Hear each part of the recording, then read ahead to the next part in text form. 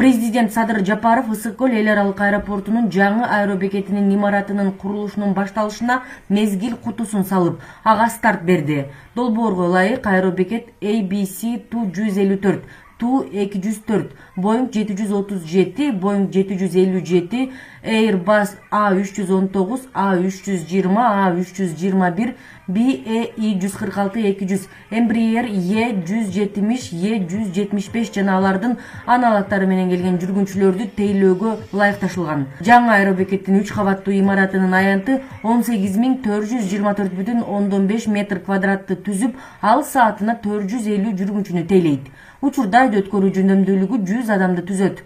Жаңы комплекстин 1 кабатында жүргүнчүлөрдү кабыл алуу залы, бажы жана жүк контролдуу аймагы, келген жүргүнчүлөрдү кабыл алуу залдары, багаж берүү залы, учуп келүү жана учуу зонасы, жүргүнчүлөрдү жөнөтүү залдар, техникалык бөлмөлөр, кызматтык жайлар, административдик жайлар жана башкалар жайгашат деп күтүлүүдө. Сандык Кожоевич, бул биздин курула турган жаңы аэробекет.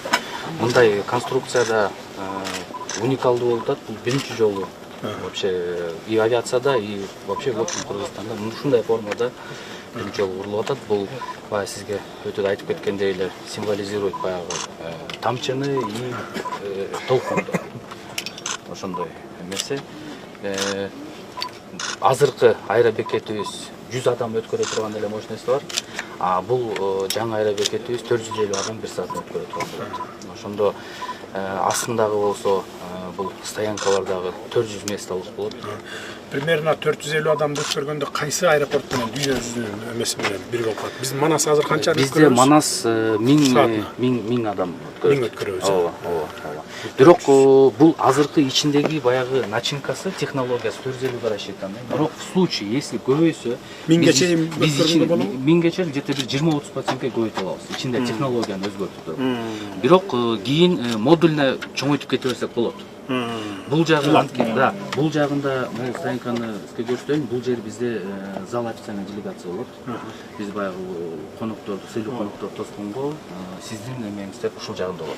А бул жагында болсо бизде VIP болот, и плюс биз расширение кыла берсек болот. Ар жакка чоюп койсок болот экен да. Анан бул азыркы могу турган аэробекетти биз жок кылабыз да, бийке стоянка кылабыз. Бийке самолетторду койгонго ошондой перронубуз расширение болот.